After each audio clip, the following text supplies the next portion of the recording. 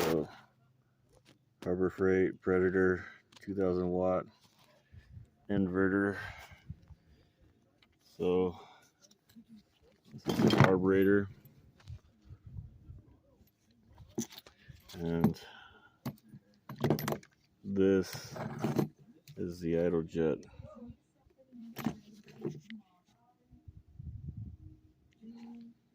And it goes right there under this.